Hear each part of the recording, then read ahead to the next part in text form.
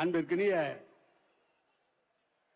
தமிழக முதல்வர் தலைவர் கலைஞர் அவர்களே, அந்த செஞ்சிட்டு பிறழாமல் கட்சியையும் ஆட்சியும் ஒரு சேர நடத்தி தமிழக மக்களிலே மிகப்பெரிய வரவேற்பை பெற்றிருக்கின்ற நம்முடைய உயிரினும் மேலான அன்பு தலைவர் அண்ணன் தளபதி அவர்களை உங்கள் அனைவரின் சார்பாக வருக வருக என்று அன்போடு வரவேற்கிறேன்.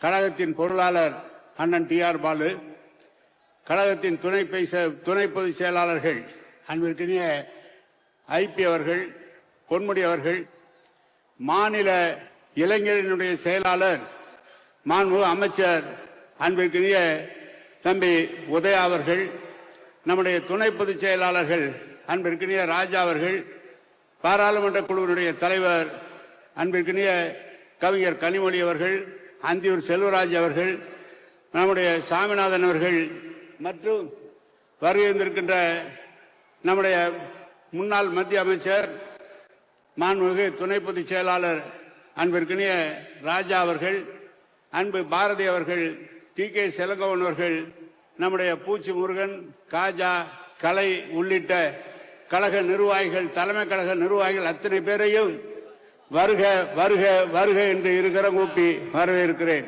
நம்முடைய திருச்சிக்கு ஒரு பெருமை, 6வது முறையாகவும் பாராளுமன்ற உறுப்பினர் மேலவை உறுப்பினராக தந்து பெருமைப்படுத்தியிருக்கின்ற நம்முடைய மாண்புமிகு சிவா அவர்களை தனிப்பட்ட முறையிலே வருக வருக என்று அன்போடு வரவேற்கிறோம்.